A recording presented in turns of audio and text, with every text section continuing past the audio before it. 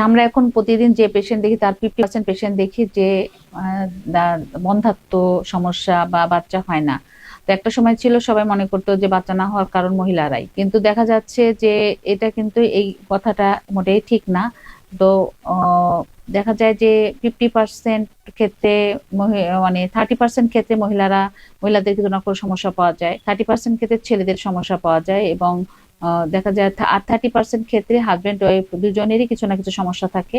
আর আর 10% ক্ষেত্রে দেখা যায় সবকিছু ঠিক আছে তারপরে কনসিভ করছে না, এটাকে আমরা সাধারণত আনএক্সপ্লেইন ইনফার্টিলিটি বলি। কারো যদি বাচ্চা না হয়, অনেকে অপেক্ষা করে, যে সময় পাস করে, ভাবে যে হবে, হচ্ছে, এভাবে নিজেরা নিজেরা চেষ্টা করতে থাকে, কিন্তু কোনো ডাক্তারের পরামর্শ নেয় না। এটা হলো যে যখন বাচ্চা হয় না তখন নিশ্চয়ই কোনো না কোনো কারণ থাকে। তো কিছু পরীক্ষা নিরীক্ষা করলে কিন্তু আমরা বুঝতে পারি যে এই সমস্যাটা কোথায়, এবং এই পরীক্ষা নিরীক্ষা করে যদি যে সমস্যা পাওয়া যায় সেই সমস্যাটা ধরে যদি আমরা চিকিৎসা দিই, কিন্তু অনেক ক্ষেত্রেই কিন্তু গর্ভধারণ করা সম্ভব। তার মধ্যে একটা ইম্পর্টেন্ট হচ্ছে যে পিসিও, যাদের পিসিও থাকে, পলিসিস্টিক ওভারি থাকে, তাদের কিন্তু ওই পিরিয়ড রেগুলার হয় না, পিরিয়ড অনিয়মিত হয়, এবং এই ক্ষেত্রে বাচ্চা সহজে হতে চায় না। তো এটা তো চিকিৎসা আছে, এটা সহজেই চিকিৎসা দিলে কনসিভ করে। আর একটা সমস্যা হচ্ছে থাইরয়েডের সমস্যা, যে হাইপোথাইরয়েডিজম, এটা আমাদের দেশে কিন্তু অনেক অনেক বেশি। থাইরয়েড হরমোনের পরিমাণ যদি বডিতে কম থাকে তাহলে সেটাকে হাইপোথাইরয়েডিজম বলে, এবং এই হাইপোথাইরয়েডিজমের কারণে কিন্তু অনেকেরই কনসিভ করে না।